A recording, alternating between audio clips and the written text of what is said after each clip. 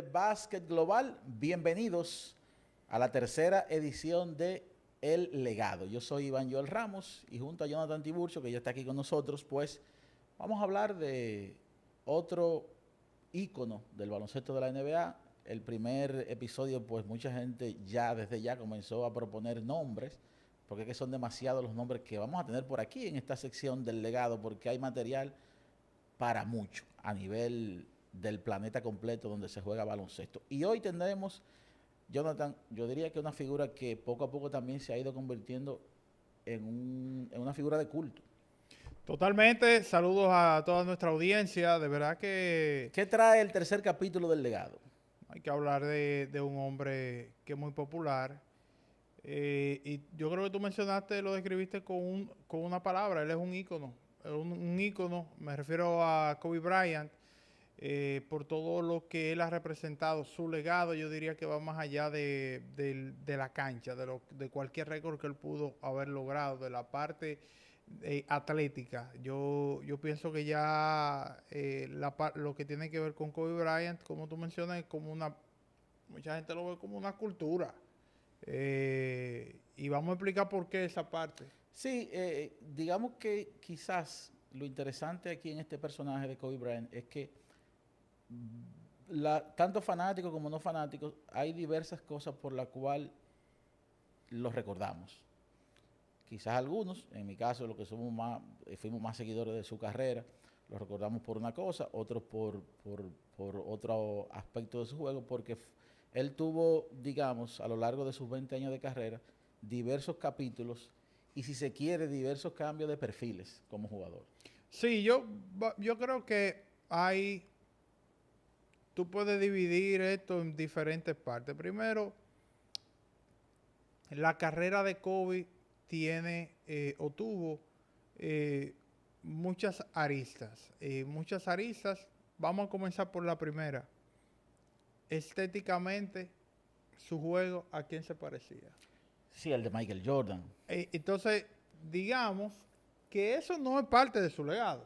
Vamos a decirlo así, pero estéticamente es el que más ha parecido al hombre. Sí, de alguna manera eso provocó cierta comparación, pero echando un poquito hacia atrás, incluso Kobe, antes de pisar la NBA, ya comenzó a crear bajo su sombrilla ese legado, porque él es parte de una generación que en el momento que se da, era muy noticioso que tú dieras el salto del bachillerato a la NBA. Sí. Y él es uno de esos jugadores que dio ese salto de la preparatoria Lower Merion, donde usaba el número 33, y llega al baloncesto de la NBA y se convierte en un Laker, que también eso es parte de su historia, de que él no quiso ser jugador de Charlotte y de alguna manera logró llegar a los Lakers. Sí, yo mencionaba la parte estética porque mucha gente siempre lo va a mantener atado a eso. Es como cuando la voz de un artista o el estilo de un artista se parece a otro. Entonces tú dices, regularmente eso les resta a las grandes figuras.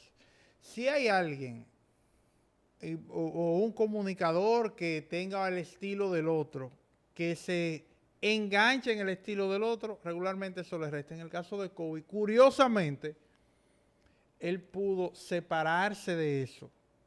Él se separó de eso y digamos que delimitó muy bien su propio camino. Sí, ese camino que, como yo decía, comenzó siendo seleccionado en el puesto 13 y que su deseo de ser un Laker se unió coincidencialmente a la virtud que tenía Jerry West como uno de los grandes ejecutivos del baloncesto de la NBA, que lo vio en una práctica y se atrevió a dar, en cambio, a hablar de Divac, que era un centro establecido ya en la liga, por un tipo que hasta un físico cuestionable tenía en ese momento. Y no obstante eso, va y le dice al dueño de los Lakers, te conseguía el mejor jugador del draft. Oye, eso. Puesto 13. Y Jerry West le dijo así al doctor Jerry Buss, te conseguí el mejor jugador del draft. Sí, yo creo, Iván, y en esa primera parte, cuando tú eres cuando un jugador o cuando alguien puede tener éxito entrando quizá por un camino que no es tan común, pues sí comienza a formar parte de esa trayectoria y de lo que obviamente la gente mañana va a recordar. Ya en este caso, es lo que estamos haciendo con Kobe. El hecho de su salto a la NBA directamente del bachillerato, pero sobre todo también, Iván, yo creo, las etapas que él vivió, porque al saltar del bachillerato, Kobe no llegó como un pick y que de inmediato se estableció siendo el titular para No, cargar una no, franquicia. no, Él tuvo que hacer su él centro. jugó poco. Bueno, Kobe Claro, jugó tan poco en sus primeros años que optó por ser sexto hombre en una de esas temporadas. Lo que pasa es que él llegó con una popularidad, con ese tipo de carisma que no todo el mundo tiene, porque fíjate que a su segunda temporada él se convierte en el guard más votado, solamente detrás de Gary Payton, para el juego de estrella. O sea, Kobe Bryant titularizó un juego de estrella, el más joven de la historia. sí. De maneras que todo el mundo se quedó, pero porque en ese momento, ¿verdad? No se daban los 2 millones de votos que se dan ahora. Eran alrededor de cerca de medio millón de votos. Solamente Gary Payton, como parte de la línea trasera, tomó más votos que Kobe Bryant. No, y recuerden que estamos hablando de una época, esa diferencia no es que la NBA gustaba menos, gustaba más, lo que pasa es que el método era análogo. Lo que pasa quizás también que él, antes de eso, como novato, participa en la competencia de Don Kevin y la gana. Y deja Sí. como esa aura en el juego de novato también. No, pues Montó era un show. espectacular, era Era un tipo espectacular, estéticamente que tú pagabas para verlo. totalmente. Y yo diría que yo menciono eso de que él hizo su centro, justamente de alguien que en principio de su carrera tuvo que agenciársela, que tuvo que salir de la banca hasta luego posicionarse como un titular y posteriormente, y vamos a llegar ahí, ser la principal figura de una franquicia emblemática como la de los Lakers de Los Ángeles, pero no la principal figura mientras él estuvo ahí. Es que alguien te dirá, no, la principal figura de todos los tiempos es Magic Bueno, el o propio ella Mike, Bar, pero habrá gente que te dirá, no, no, la principal figura es Kobe. bueno, Shaquille y Kobe, de hecho, y Jabbar, pues han tenido esa opinión. Lo han señalado como el más grande Laker de la historia. Son opiniones que alguien va a decir, como tú dices, Magic, pero ellos mismos como protagonistas y es jugadores de la franquicia, así lo señalan. Pero oye esto, Iván, es que no es lo mismo LeBron que llega a Cleveland, el LeBron al que todos estamos esperando, y llega a Cleveland y de repente no hay como mucha duda, no hay mucho trabajo por hacer para entrar en la conversación y hasta para hacerlo. El más grande jugador de la franquicia de Cleveland, de los Cavaliers de todos los tiempos. No hay mucho trabajo que hacer ahí. Claro, basado en el Ahí lo que talento. hay es que llenar expectativas. Llenar las expectativas. Pero un jugador, inclusive con el talento de alguien como LeBron, vamos por decir algo, tiene que hacer un trabajo más arduo para meterse en la conversación del Lakers más grande de todos los tiempos. Pero Sí, porque llega con un estigma también. Porque, claro, y es una franquicia muy, muy importante. Para mí, ¿sabes? El legado de un jugador, el legado de un jugador, tú lo puedes centrar. Yo tengo cuál es la parte principal, lo voy a decir más adelante, para mí de Kobe. Pero esa parte de cómo él, de su trayectoria dentro de una franquicia como la de los Lakers, cómo él pudo posicionarse y cómo la gente lo ve todavía hoy en día, para mí eso es parte esencial de su legado. Eso de las cosas que él deja.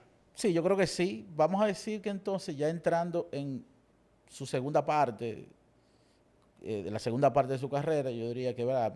Ya a finales de la década del 90, específicamente ese año donde Shaquille se lo lleva todo, pero ya él comienza a adquirir como una relevancia mayor. Ya uno comienza a ver el Kobe donkeador, el Kobe Bryant que tiene ya un contrato joven con una marca de calzado deportivo que luego cambiaría de Adidas para la marca Nike, pero todavía quedaba ese remanente de los Nick Van Exel, de los Eddie Jones, que no le permitía, ¿verdad?, descentralizarse por completo y convertirse en la figura del equipo de los Lakers, hasta que entonces se forma el dúo que comienza a ganar campeonatos, que coincide precisamente con la llegada de Phil Jackson a la franquicia a dirigir a Kobe y a Shaquille, luego de haber dirigido a Michael Jordan y a Scottie Pippen.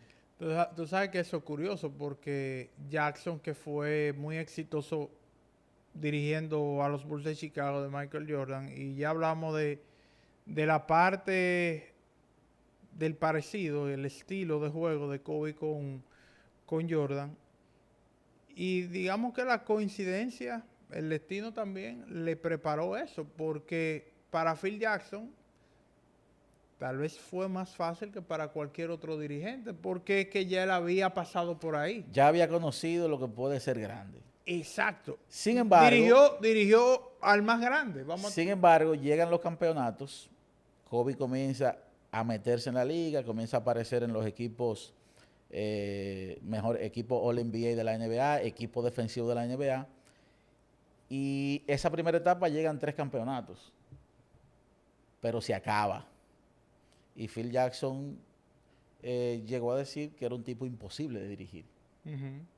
En esa primera etapa. Una, digamos, declaraciones que luego tendría que aplacar un poco porque él volvió a ser dirigente del equipo de los Lakers.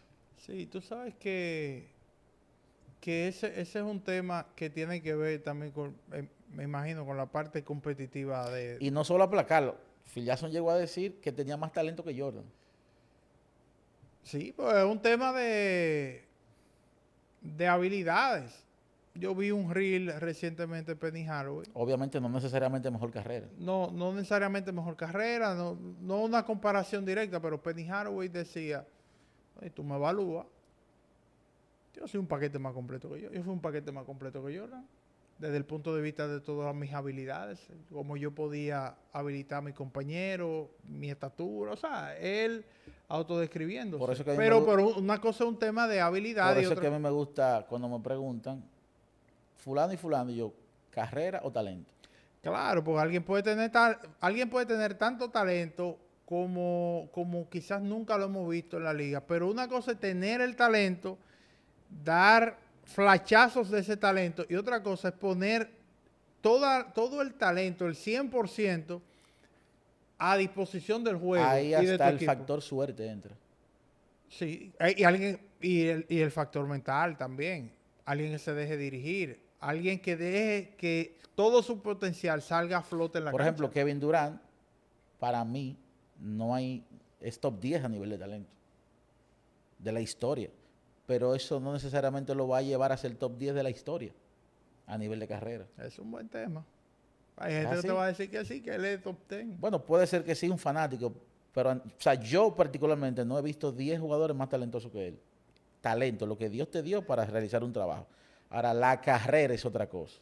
Guarda ese tema, porque ese tema lo vamos a tener. Usted va a tener que decirle a los fanáticos de Kevin Durant, los 4 fanáticos de Kevin Durant que hay en República Dominicana y los 5 que hay de fuera de República Dominicana, cómo es que usted tiene a Kevin Durant como tan marginado. Pero sigamos en Kobe Bryant, sí, que luego del triple campeonato se intenta ganar un cuarto contra Detroit, no se puede. Detroit apela otra vez a ese juego que le dio éxito en una década de los 90 que fue muy física. Eso coincidió con que llegaron Malone, llegaron Gary Payton. A José un anillo. Todo comenzó a complicarse, porque sí, ya Kobe Bryant comenzaba a tener a las propias. Kobe Bryant pasa del club de los 25 puntos a los 30 puntos. O sea, ya se comienza a separar del grupo. Sí. Y comienza a convertirse en un jugador de la élite. Y llegan los problemas entre él y Shaq. Sí, porque Shaq era la figura. No, la figura. La figura era Shaq. Entonces ya cuando surge una figura como la de Kobe, que digamos que crece de forma paralela en la permanencia y el dominio de Shaq. O sea, el pico de Shaq, mientras el pico de Shaq lo vimos desarrollarse, de manera paralela, en el mismo equipo vimos a Kobe crecer. Porque, ¿qué pasa? no hay ningún tipo de dudas de que Kobe era el segundo. Ujú. No hay duda de eso. Pero era un segundo con capacidad de aportar 30 puntos. Que Que ya. no es fácil. Entonces, ¿qué pasa? O sea, es como que tú me invitas a tu casa, yo soy tu invitado, pero yo me aparezco con una caja de vino. Aquí está mi aporte, ¿verdad? O sea, yo soy un tipo que también estoy aportándote. Eh, Kobe Bryant vio eso, porque la gente, nosotros quizás nos llegamos a confundir en un momento, porque nosotros le damos mucha importancia al tema finales de NBA. Pero si nosotros evaluamos, es algo que yo he estudiado bastante, las grandes batallas de Kobe y Shaq no fueron las finales, porque eran un trámite. Sí, porque el oeste era tan duro. Las grandes batallas eran San Antonio, Portland y Sacramento. Sí, sí, Entonces, sí. si nosotros miramos los números de Kobe en esas finales de conferencia, semifinales de conferencia, eran números lebronescos, porque había rebotes y había asistencia incluso. No, y Kobe, mm, durante su carrera, salvo ya en la etapa final, era un referente defensivo de su posición. Claro, Era claro. alguien comprometido en ambos costados de la 8 cancha. títulos, 8 membresías en el equipo All Defense. Que eso es algo que también forma parte del Kobe, del legado de Kobe en la cancha. De que era un tipo que no solamente aportaba de un lado y que comenzaba a caminar del otro. No, Y no, no, no. ese era el aspecto que hacía que Kobe Bryant en playoffs subiera de nivel, el aspecto sobre todo eh, defensivo. Tú tienes una Entonces, referencia de playoff de Kobe contra Carmelo. Carmelo un tanque de guerra, delante de Kobe. sí, bueno, sí, esa serie, esa final de conferencia 2007 fue algo, una batalla campal entre Carmelo de Carmelo, Denver. que yo creo que Carmelo ahí, quizá parte de los grandes recuerdos que tenga el fanático de Carmelo debe ser esa final de conferencia contra los Lakers. Entonces, hay una decisión que tomar. Shaquille o Kobe. El dueño del equipo dice, te va Shaquille. En el momento, esa fue una de las decisiones más criticadas. Oh, pero van acá. Sin embargo, el tiempo le fue dando la razón al doctor Jerry Bush, porque Kobe Bryant se convirtió en el tipo más taquillero de la NBA, en el tipo más respetado por sus pares durante el prime de su carrera y sobre todo luego de que se va retirando. Y el equipo de los Lakers consigue aparecer en 3 finales en forma consecutivas luego de que el equipo se recompone. Sí, yo creo que era lógico que la gente en sentido general lo criticara porque el que vio el dominio de Shaq en esa primera parte de la década del 2000, pues es como que tú decís, oye, tú estás renunciando a poder ganar quizá un par de títulos más. Vamos a estar claros. Pero fue el tiempo le dio la razón, como menciona, porque de ahí en adelante lo que vimos fue un Shaq muy disminuido, que entró su etapa de declive, que pasó por varios equipos, eh, y no fue lo mismo. Sin embargo, Kobe tenía mucho más por dar. Sí, por la juventud sobre todo había un tema que quizás no fue parte de lo que primó para tomar esa decisión. Ahora, fue una decisión que costó unos años de reconstrucción y que solamente Kobe Bryant era quien se beneficiaba por los títulos de anotación, por todas las estadísticas que puso. Recuerden que Kobe Bryant rompe el récord de la franquicia de Jim Baylor con 81 puntos aquel 26 de enero del año 2006 contra el equipo de Toronto. Pero durante todo eso bueno deportivo que le comienza a pasar a Kobe, llega la acusación de violación. Que esa es la mancha de su carrera. Esa es Y la que fue mancha. una mancha que quizás él y su equipo de trabajo trataron de... Y lo hicieron lo mejor posible, porque Kobe pasó de un tipo incluso hasta su vestimenta, su forma de vestir la cambió luego de que sale de un tema que pudo quitarle todo. Porque la Fiscalía de Colorado lo acusó de manera ¿Sabes qué formal. fue lo que pasó en pocas palabras en ese Bueno, Kobe momento? Bryant tiene una lesión en una rodilla. Fue a rehabilitarse previo a una cirugía y se hospeda en un hotel de Colorado, en Denver, para todo el tratamiento.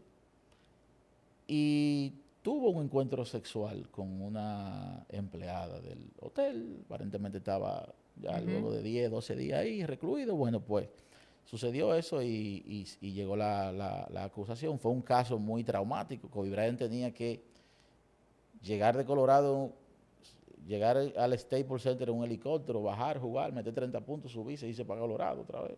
Porque él... ¿Sabes que la primera vez, si mal no recuerdo, la primera vez que yo escuché tratamiento de células madres fue con Kobe Bryant cuando él estaba en ese tema de esa lesión en Colorado? Y obviamente, como tú mencionas, es el punto que mancha su legado. Correcto. Lo que mancha su legado es eso. No, alguien puede decir, no, porque él tomó mucho dinero al final de su carrera y eso comprometió al equipo de los Lakers para poder ser mejores y quizás lo estancó un poquito. No, porque eso es el eso lo negocio. hacen muchísimos jugadores y eso es parte del negocio. Eso es el negocio. Y Kobe tiene que estar del lado de los jugadores. La mancha es esa. Luego fue desestimada la querella y de manera civil él tuvo que pagar una suma de dinero. Eso le hizo perder a Kobe unos cuantos patrocinios. Sin embargo, el más fuerte, la Nike, lo respalda con un contrato multimillonario y ahí comienzan entonces las versiones del calzado de Kobe Bryant, que es uno de los más populares, por cierto. Entonces, yo diría que estamos llegando ya a la etapa donde Kobe, probablemente la etapa más importante de su carrera, Iván. Sí, porque en esa etapa ahí llega otra vez Phil Jackson, 2005-2006, luego de que él gana el título de anotación, llega otra vez Phil Jackson, y en medio de la temporada 2007, en un cambio totalmente secreto que se hizo de madrugada, llega Pau Gasol. Yo recuerdo que Popovich se quejó de ese cambio. Ese cambio antecede a un intento de llevar a Garnett, pero Kevin Mahel, que era gerente de Minnesota, dijo, yo no se lo voy a dar a los Lakers, se lo voy a dar a mi equipo. Lo voy a enviar para Boston. Pero también en ese mismo entorno, Kobe Bryant estuvo a punto de pasar a Chicago. Y por un tema de media hora no pasó. Porque el dueño del equipo, que aparte de dueño se convirtió en fanático de Kobe, lo convence de que se quede. Kobe Bryant estuvo a punto en ese interín también de firmar con los Clippers. Un contrato que en ese momento era de 80 y pico de millones, que en ese momento representaba quizá el más grande contrato que tú puedes ver ahora. Pero también estuvo a punto de pasar a Detroit, porque él quería cambio. Él quería irse del equipo porque el equipo no estaba en nada. Y llega Pau. Y luego de que llega Pau y llega Phil Jackson, todo cambió. Y ahí yo creo que es la parte más importante de su carrera en términos de logros deportivos. Sí, en términos de logros deportivos en esa etapa, pero en sentido general. Porque vienen los títulos, que lo único que faltó ahí en ese tramo de éxito fue que lamentablemente no pudo coincidir con LeBron James en una final. Pues LeBron era una figura que venía emergiendo y no pudieron, no coincidieron. Simplemente que hubiese sido lo ideal para la NBA, que en algún punto se enfrentaran en una final.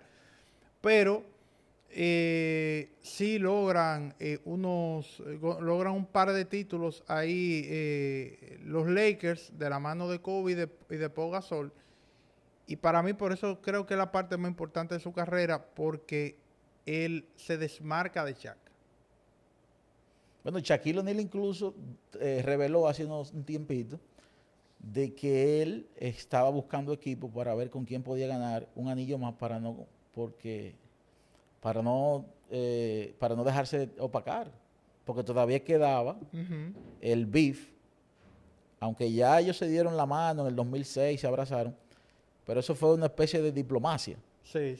Pero todavía quedaba ese roce y Shaq confesó hace unos días en un podcast de que él, cuando él consigue el cuarto anillo, él quería un quinto para pasarle a Kobe Bryant. Mira, y por qué, y el tema de desmarcarse es que, como mencionábamos anteriormente, la principal figura de los 3 títulos de los Lakers cuando coincidieron Shaq y Kobe era Shaq. Correcto. Era Shaq. Entonces, fíjense como mucha gente habla hoy de los 2 títulos de Kevin Durant. No, No, se o sea, montó Kobe Bryant llevaba en su espalda la mochila de no haber podido ganar sin Shaq. sin Shaq, bueno, pero lo logra y esa parte, eso le da a su legado en términos de la cancha, en términos deportivos, le da legitimidad. Sí, porque en ese tramo de 4 años, él consigue lo que toda superestrella quiere: ser MVP de la serie regular, ser campeón y ser MVP de la final de la NBA. Pero hay otra cosa en términos deportivos y es, después del fracaso en ese tramo que estamos hablando, después del fracaso de los Estados Unidos en 2004, Kobe es la figura en 2008 del Dream Team. Sí, porque él se había perdido por una operación, por una lesión que tenía, el Mundial de Japón 2006. Exacto. Aparece entonces en Las Vegas, en el preolímpico, que fue su primera aparición con el USA Basketball. Arrasan con todo el mundo. Y entonces aparece en los Juegos Olímpicos de Beijing. Los Juegos Olímpicos de Beijing y bueno, Son son equipos clásicos. Ese y el 12 son clásicos. Donde el equipo de Estados Unidos no ganaba desde Sydney 2000. Entonces estamos hablando de que ese es un equipo, eso se une a ese tramo donde él va construyendo su propio legado. Porque en términos colectivos, tú podías decir, bueno, Kobe pero Kobe ya había ganado con los Lakers y Kobe ya había anotado, había promediado tal cantidad de puntos, había hecho por aquí, esto por allí, pero en la NBA a ese nivel hay que ganar y hay que ser la parte frontal de una plantilla para conseguir un título. Y Kobe lo hizo en ese momento y también lo hizo con los Estados Unidos. Bueno, en el documental, porque se ha demostrado que es importante para esas superestrellas ganar unos Juegos Olímpicos. En el documental se ve cuando ya el grupo está practicando que él llega y que todos los jugadores cuando lo ven llegar fue como una especie de... Llegó el hombre. Nos salvamos. Llegó el tipo y en Beijing, sobre todo el partido contra España, se vio que él marcaba diferencia en ese equipo. No, y estamos hablando también de una etapa en la liga donde él fue el mejor jugador de la liga. Pero era una etapa donde no había alguien posicionado por mucho tiempo. Me explico. Sí, fueron reinados cortos. En un momento, Jordan fue el mejor jugador de la liga. ¿Qué tiempo? Mucho tiempo. ¿Verdad? Sí. Luego, tú podías decir que eso lo logró Shaq. Entramos en una etapa donde no se tenía muy claro. Quizá Tim Duncan tuvo sus momentos, Kobe tuvo sus momentos, hasta que llega LeBron James. Correcto. Y también tiene un reinado un poquito más prolongado. Pero LeBron en esa época no era, él estaba subiendo. Sí, ya se comenzaba a posicionar. Comenzaba a posicionarse. Estadísticamente ya la fanaticada de LeBron comenzaba a reclamar, porque ya obviamente LeBron comenzaba a poner temporadas impresionantes, 2008, 2009 por ahí. Pero el tema de tú tener números y conseguir 3 finales consecutivas, pues eso te colocaba en un nivel diferente. Y como decía al principio, o sea, todo el mundo, incluso Durán dijo hace unos días, él fue mi Michael Jordan. Sí. O sea, la generación de nosotros tuvo su Michael Jordan en Kobe Bryant. Y así lo ven muchos jugadores. Ya estamos en el punto y lo hemos descrito, la parte principal de su legado como jugador y todo eso. Pero posterior a eso, a los títulos y lo que vino después, cuando sale Phil Jackson de los Lakers como dirigente, que viene, que por ahí pasa Mike Brown, que pasa Mike D'Antoni, que llevan a Dwight Howard, que llevan a Stephen Nash. Hubo fracasos, ¿no? Dentro de la franquicia, pero ya estamos hablando del último tramo de la carrera de Kobe, donde también llegan lesiones importantes. Sí, llegó aquella lesión que todavía está por ahí el reel, donde él decide hacer 2 tiros libres y luego salir como Dios lo ayudó de la cancha, se prepara, regresa.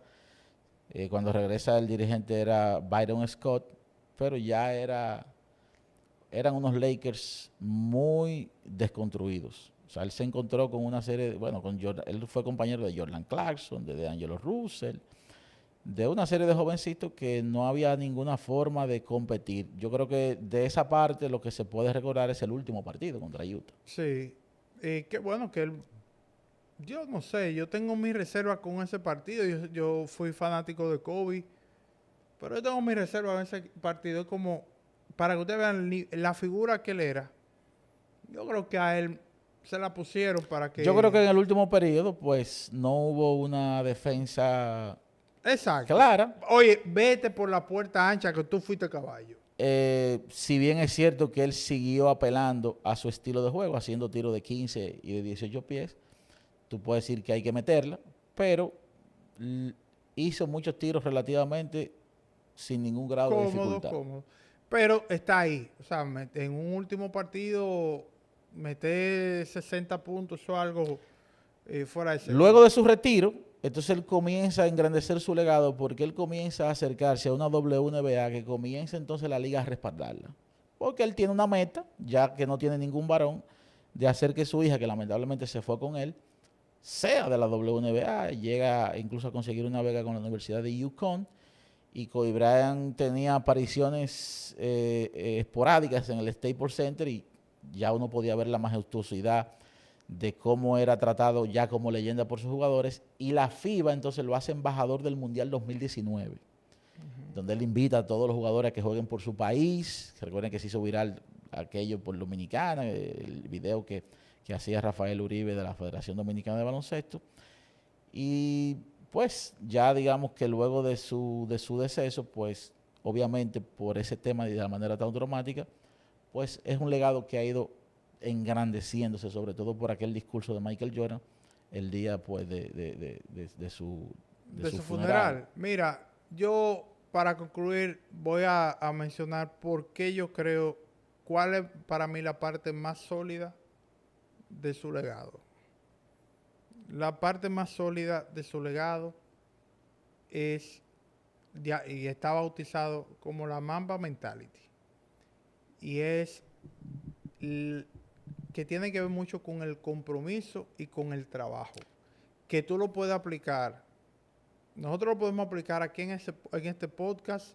Lo pueden aplicar en cualquier deporte. El compromiso y el trabajo. Y yo creo que ese es el legado principal de Kobe Bryant. ¿Por qué lo digo? Porque mañana puede llegar alguien a los Lakers. Tal vez está ahí. Y superarlo. Superarlo en un sentido. En términos de logros, podría ser. Mañana, pasado, en 10 años, podría llegar alguien y ganar 7 títulos, 6 títulos. Promediando lo que Kobe nunca logró ser. Rompiendo todo su... Eso puede pasar. Ahora, el legado y lo que se va a mantener es esa parte. Y yo creo que es lo más sólido de su legado. La Mamba Mentality. Ver cómo jugadores jóvenes toman a Kobe como ejemplo. Hoy uno de los principales jugadores de la actualidad, Jason Tatum, Kobe. Pero así hay otros tantos. Y nosotros no conocíamos de esa relación tan estrecha que había entre Kobe y Jordan, porque Jordan es muy enigmático, un tipo muy reservado. Sin embargo, cuando ocurre el desenlace de la vida de Kobe, nos dimos cuenta, oye, pero esta gente era mucho más cercano de lo que cualquiera pudo haber. Se llamaban a las 3 de la mañana. Entonces, esa parte, la parte del compromiso y del trabajo, de la responsabilidad con lo que a él le toca, yo creo que, oye, para mí eso es lo principal del legado de Kobe. Mira, Víctor Calzado, que siempre ve nuestro video y que es un gran amigo mío, vio el último legado, el primer legado de Kawhi. Y él me dijo, óyeme,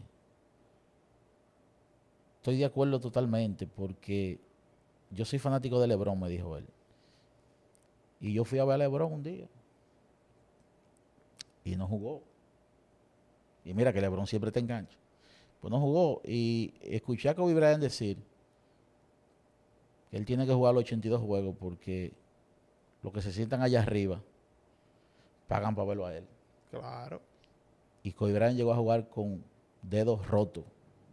El día que Kobe Bryant llegó a 25,000 puntos, lo hizo con un dedo roto en el Madison Square Garden. Yo lo voy a recordar como un tipo competitivo al más alto nivel, un tipo con una mentalidad competitiva al más alto nivel y un tipo con un compromiso y una ética de trabajo que quizás lo lleva a ser el jugador más respetado de su generación. Así es. Señores, digan ustedes qué parte del legado de Kobe, con cuál usted se identifica. El Kobe, ¿con cuál parte de las etapas de la carrera de Kobe usted se identifica? Póngalo aquí en los comentarios y nos reencontramos en otro legado, en otro capítulo. Bye bye.